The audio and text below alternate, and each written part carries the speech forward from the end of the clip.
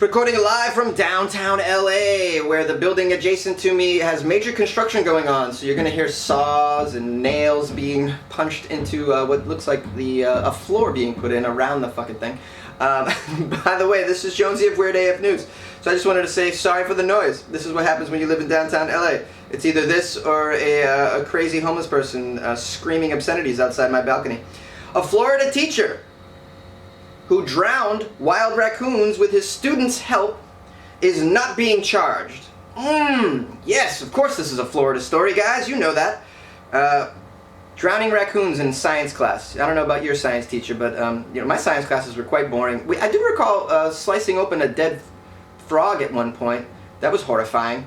If I had seen at that ripe, tender, innocent age my teacher drown a raccoon in front of me, I would just retire from school. I would drop out immediately and be like, school isn't for me. Nope. A Florida high school teacher who, with the help of his students, killed 2 raccoons and a possum by drowning them in a tub of water will not face criminal charges. Dewey Brenton III, a former agricultural teacher at Forest High School in Ocala, Florida, did not intend to torture or torment these animals. And the killings are actually legal under state law, according to a memo released by his attorney. Criminal charges against him after he took an early retirement, by the way. I guess you kind of have to. If you're in the newspaper for drowning raccoons and possums in front of your class, I guess you got to retire at that point.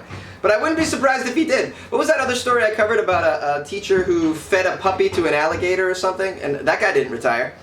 Unbelievable. Okay, so Bruton told investigators that raccoons were likely killing farm animals, and that his students were the farm animals that the students were raising as part of their agricultural class. The students cared about these chickens, these other farm animals. They even named them, but after a few weeks, 8 of their chickens were dead. The teacher then decided to trap the culprits that were attacking their chickens, and to stop the unnecessary killing of their own agricultural animals. Even the students addressed their desire and expressed their desire to kill whatever it was that was destroying their pet chickens and such things. So anyways, I guess they catch this raccoon, and they're not allowed to shoot it because you're not allowed to have guns in class. And the teacher was quoted as saying, bludgeoning them to death was way too brutal. So the most humane way he could come up with was to drown the animals. Yes, but why do that in class, I'm wondering? Why can't you just do that on your own time? Tell the students, hey, you know what? I'm going to put these animals in my car, and I'm going to drive them to the outskirts of town, and you'll never see them again. And we can stop the unnecessary killing of our own animals. I'll just be rid of these possums and these raccoons. And then, if you want to drown it on your own, okay. All right, I'm not into that either. I'm more of a bring it to 5 counties over and drop it off in the woods, or maybe give it to some sort of animal preserve or some sort of animal professional forestry society or something.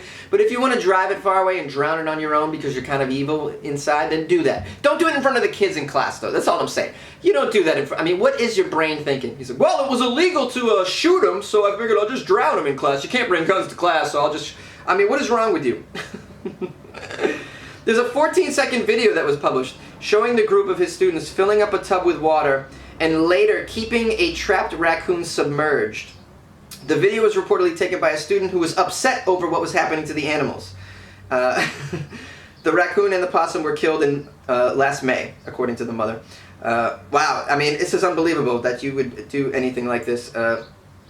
It's like, I'm just so worried about the state of affairs, Oh, this weird news gets me crazy. The teachers that we have out there are so weird, man. I'm like afraid of our children. They're like, you don't know what they're going to be exposed to in class now. They're so odd, these teachers. They're so weird. What are they doing?